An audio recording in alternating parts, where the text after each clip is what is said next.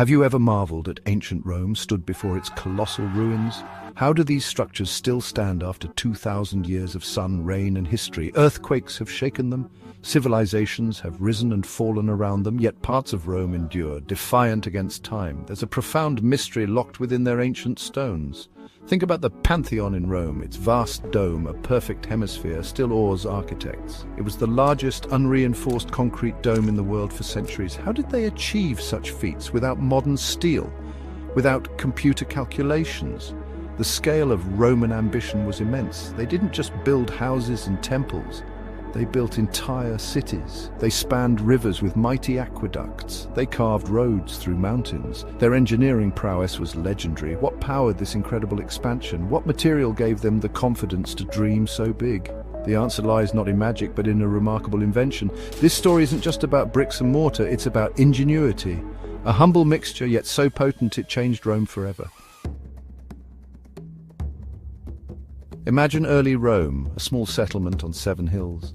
Its first buildings were modest, made from wood, mud brick, and local tufa stone.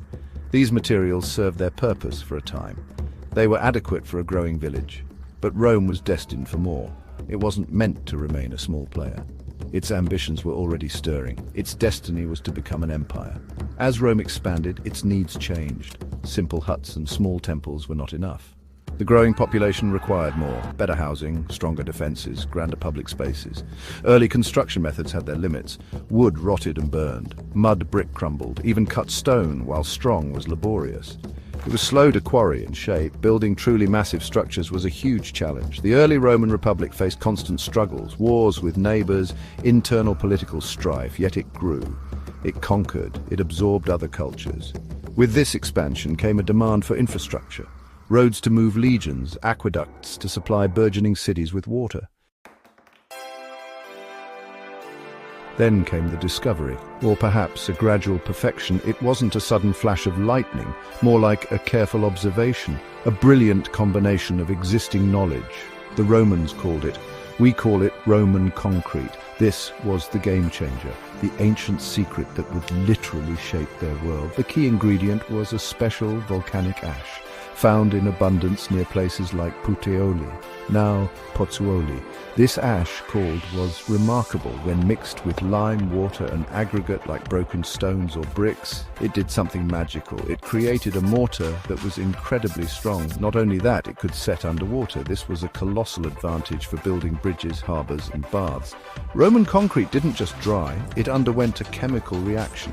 The pozzolana reacted with calcium hydroxide in the lime. This formed a crystalline structure. It bound the aggregate into a single monolithic mass. The secret wasn't just the pozzolana itself, it was the understanding of how to use it, the precise recipes, the techniques for mixing and laying. The Romans became masters of this technology.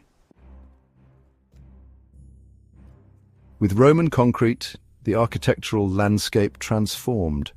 Suddenly, building on a grand scale became feasible. Imagine the impact on society. Aqueducts, miles long, snaked across the countryside. They brought fresh water to teeming cities. This improved public health and sanitation dramatically. Multi-story apartment blocks could be built more robustly, providing housing for a growing urban population. Politically, concrete was a tool of immense power.